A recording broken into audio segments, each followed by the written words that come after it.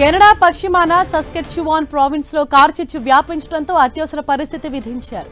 ఇప్పటికే మాంటోవా ప్రావిన్స్ లో దీని కారణంగా దాదాపు 17,000 మందిని ఇళ్లు ఖాళీ చేయించి సురక్షిత ప్రాంతాలకు తరలించారు.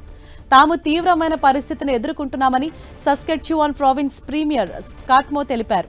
విపత్తును ఎదుర్కోవడానికి సిద్ధంగా అన్ని చర్యలు తీసుకున్నామన్నారు. ఈ ప్రావిన్స్ నుంచి ఇప్పటికే 4,000 మందిని తరలించారు. 6,69,000 ఎకరాల్లో ఇది వ్యాపించింది. పరిస్థితి ఏమాత్రం అనుకూలంగా లేదని, రాను రాను సంక్లిష్టంగా మారే అవకాశం ఉందని సిబ్బంది చెబుతున్నారు. మాంటోబా ప్రావిన్స్ లోనూ అత్యవసర పరిస్థితి విధించారు. చిన్న చిన్న ఊళ్లను ఖాళీ చేయిస్తున్నారు. ఇటీవలి కాలంలో ఎన్నడూ ఈ స్థాయి కార్చిచ్చు చూడలేదని అధికారులు అంటున్నారు. ప్రజలను తరలించేందుకు కెనడా వైమానిక దళం రంగంలోకి దిగింది. ఈ ప్రావిన్స్ లో 1,73,000 ఎకరాలు ఖాళీ బూడిదయ్యాయి. 2 లేదా 3 రోజులు వర్షం పడితే కానీ ఈ కార్చిచ్చు అదుపులోకి రాదని భావిస్తున్నారు. ఇక్కడి నుంచి వస్తున్న పొగ అమెరికాలోని మిన్నెసోటా, మిషిగాన్ తదితర రాష్ట్రాల వైపు వెళ్తోంది. ఈ 2 ప్రావిన్సుల్లోనే 2025లో 15 లక్షల ఎకరాలు దగ్ధమయ్యాయి.